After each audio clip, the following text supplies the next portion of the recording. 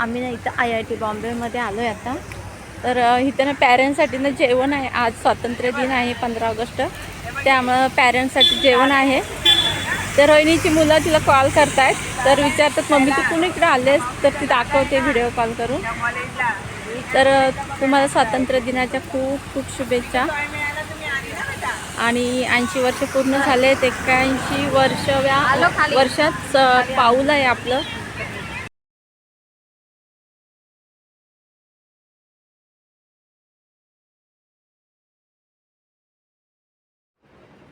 नमस्कार मंडळी. आजचा दिवस ना आमच्यासाठी म्हणजे माझ्या बहिणीसाठी तर जास्त खास होता, कारण 15 ऑगस्ट पण होता आणि त्या दिवशी ती तिच्या मुलग्याला भेटायला जाणार होती. तिकडे लागलेली दिसते. तुमच्या सगळ्यांचं मनापासून स्वागत करते. तर आम्ही तिघीजणी निघालो होतो, रोहिणी, दीपा आणि मी. तर रोहिणीच्या त्या आधीच्या दोघीजणी दिसल्या, त्या मैत्रिणी होत्या रोहिणीच्या. आणि माझी बहीण आणि रोहिणी वेगवेगळ्या शाळांवर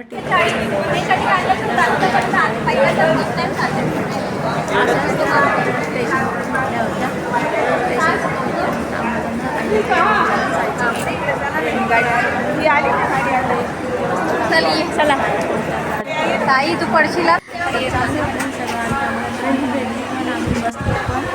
तर ट्रेनचा प्रवास पण छान होता.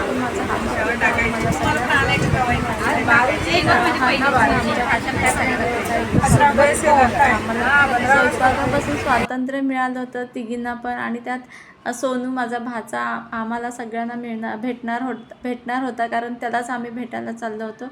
तर त्याला थोडासा खाऊ पण घेतला होता माझ्या बहिणीने. वेळ काढून तिला शाळेच्या ह्याच्यातून तिने वेळ काढून त्याच्यासाठी. एक आई आपल्या मुलासाठी किती करू शकते ते तुम्हाला मी सांगायची काही गरजच नाही आहे. तर तिने स्वतः लाडू मुगाचे बनवले होते आणि बाकीचं थोडं वरचं चकली वगैरे तर आई आणि मुलग्याची होती. 15 ऑगस्ट होता आणि आम्ही त्याच दिवशी निघालो होतो. तर हा दिवस तर आमच्यासाठी खूपच भारी होता, कारण या सुंदर दिवसाची सुरुवात खूप आनंदाने झाली होती. दीपा आणि रोहिणी शाळेत जाऊन आल्या होत्या. दोघींच्या पण शाळा वेगवेगळ्या आहेत. तिघी एकत्र रेल्वे स्टेशनवर भेटल्यावर वेगळाच आनंद झाला होता, कारण तिघीही वेगवेगळ्या ठिकाणावरून एकत्र रेल्वे स्टेशनला मिळालो होतो आम्ही. आणि नंतर आम्ही ट्रेनमध्ये प्रवास केला. तिथून मग आम्ही कांजूरमार्गला उतरलो आणि नंतर स्वयंपाक बंद होतो. तर माझ्या बहिणीने थोडा खाऊ घेतला होता, तर तुम्हाला आधी मी बोललेलीच आहे ते सोनूला देण्यासाठी. भूक लागले रोहिणीला. भारी है हम 3:30 दीपा उतरले खाली, कारण चेकिंग केल्याशिवाय पाठवत नाहीत आतमध्ये.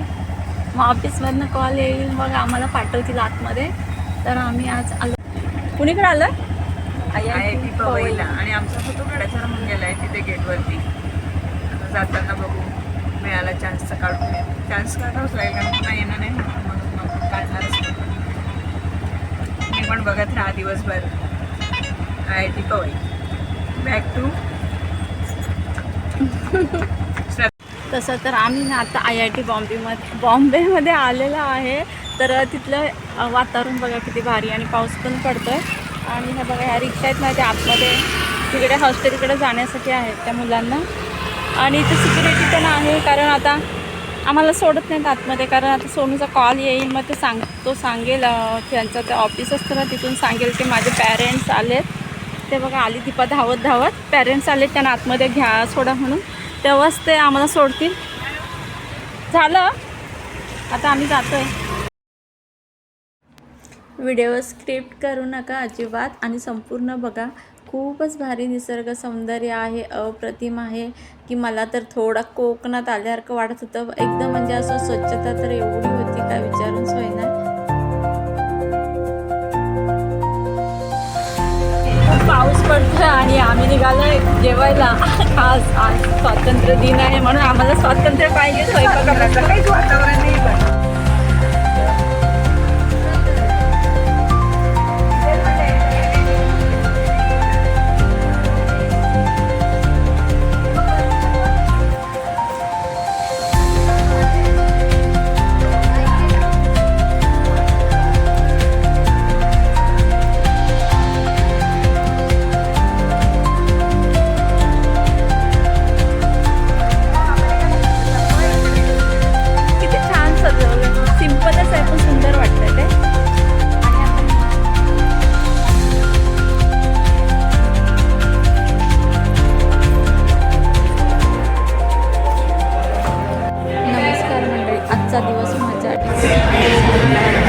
स्वातंत्र्य दिनाच्या दिवशी IIT बॉम्बेला गेलो होतो, तर तुम्हाला व्हिडिओमध्ये दिसतच असेल.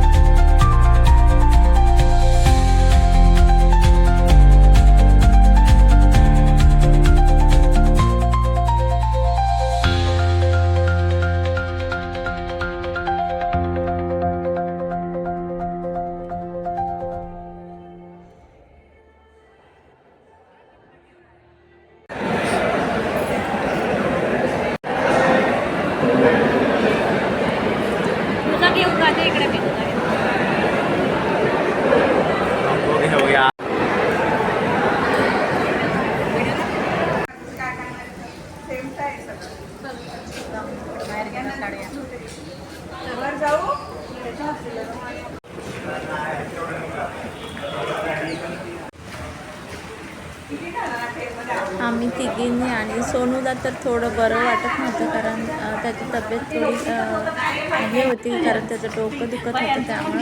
त्यामुळे तो थोडा शांतच होता. पण आम्ही तिघींनी खूपच मजा केली.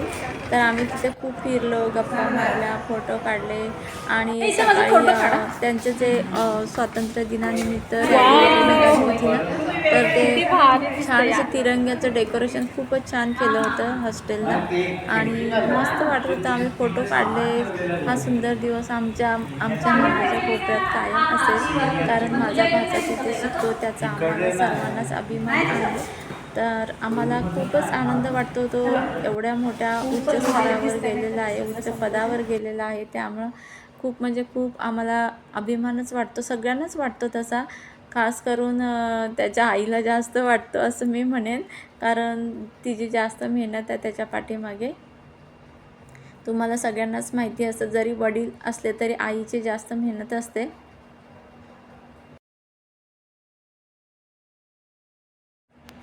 तसं तर वडिलांची पण मेहनत असते, पण वडिलांची मेहनत कोणाला दिसत नाही. वडील सगळे शांतपणे, निमूटपणे सगळ्या गोष्टी मुलांसाठी करत असतात. तर हा अनुभव मला असं वाटतं की प्रत्येक घरामध्येच असतो.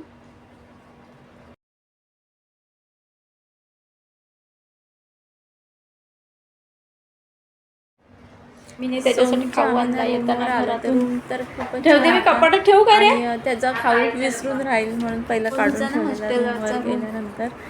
लाडू, चकली आणि भाकरवडी होती त्याच्या आवडीचंच होतं. त्याला बरं नव्हतं, त्याच्या आईच्या मांडीवर झोपतोय. आई आणि मुलगा एकत्र मिळाला म्हणजे भेटले तर तो जेव्हा एकत्र येतात तो आई शेवटी तुम्हाला सगळ्यांना माहिती आहे, लहान असो नाहीतर मोठी असो, कोणतीही गोष्ट वडिलांजवळ पटकन मनाच्या बोलत नाहीत ना, आईजवळ पटकन बोलतात. तर तो मांडीवर झोपला, आईजवळ आहे म्हटल्यावर तर ती संधी त्याने काय सोडली नाही. जेवण तर तिथलं खूपच छान, जिलेबी होती, रबडी होती आणि स्ट्रॉबेरी फालुदा होता आणि जेवण तर खूप छान होतं. पण जेवणासाठी ना आम्हाला तिघींना पैसे द्यावे लागले. तसं तर मी नाही पैसे दिलेत, माझ्या बहिणीनेच आमचे पैसे भरलेत तिघींचे पण. तर इथलं निसर्ग वातावरण तर खूपच मस्त होतं. असं निसर्गरम्य वातावरण आहे, स्वच्छता आहे आणि असं वाटतं इथं जाण्यासाठी खूप मेहनत पण आहे तेवढी ना, की त्याचा विचार पण इतकी मेहनत लागते असं मला स्वतःवरूनच कळतं. की मी यूट्यूबवर व्हिडिओ टाकते तर मला किती मेहनत घ्यावी लागते, मग या पदापर्यंत जाण्यासाठी मुलांना किती मेहनत घ्यावी लागत असेल. तर कारण प्रत्येकजण आपापल्या परीने मेहनत घेत असतो. आम्ही दिवसभर खूप फिरलो तिथं. पवई IIT म्हणजे पवईलाच आहे ते IIT बॉम्बे. खूप फिरलो आणि छान छान फोटो काढले. जेव्हा आम्हाला फोटो काढता आले नाही तेव्हा असंच कोणाला तरी, कोणते दादा वगैरे असं त्यांना सांगून आम्ही त्यांना पण फोटो काढायला सांगितलेत. आमच्या तिघींचे एकत्र तसे फोटो काढायला सांगितलेत जे आम्हाला काढायचे होते ना. आणि हिरवीगार झाडं आहेत इथून ते काहीतरी नाव आहे पवई काहीतरी आहे, पण मला आठवत नाही आता. पण तुम्हाला जर माहिती असेल पवई लेक का काहीतरी बोलला मला सोनू असं, नक्की कन्फर्ममध्ये मला आठवतच नाही आहे. आता रेकॉर्डिंग पण चालू आहे. पवई लेक असंच काहीतरी आहे. तर आजचा व्हिडिओ कसा वाटला नक्की कमेंट्समध्ये सांगा. चॅनलवर जर नवीन असेल तर सबस्क्राईब करायला विसरू नका. आणि हे सगळं निसर्ग सौंदर्य IIT बॉम्बेला आम्ही दिलेली भेट, आमचं जेवण वगैरे सगळं म्हणजे जेवण. आता जेवण तर प्रत्येक ठिकाणी प्रत्येकाला आवश्यकच असतं, तुम्हाला माहितीच असेल. जेवण जेवल्याशिवाय आपलं काय पुढं गाडी हलत नाही, सगळ्यांनाच माहिती आहे. सगळं जेवण पोटाला मिळण्यासाठी तर माणूस एवढा खटाटोप करतो सगळं. तर कसं वाटलं नक्की सांगा. आणि चॅनलवर नवीन असेल तर सबस्क्राईब करायला विसरू नका. एक कमेंट्स नक्की करा. हा व्हिडिओ तुम्हाला नक्कीच आवडेल. आणि आम्ही तिघी पण इथं बसलो होतो जरा शांत असं. तर ह्याला असं आम्ही कोकणात त्याला पराच म्हणतो, पण इथं जरा सिमेंटने बांधलं आहे म्हणून व्यवस्थित दिसतोय तो. तर खूप मोठा होता तो. आणि झाडं एवढी अशी वाढली होती ना की अशी वाढूनसुद्धा त्यांनी असं मोकळं आकाश घेरून टाकलं होतं, अशी वाढली होती झाडं तिथली.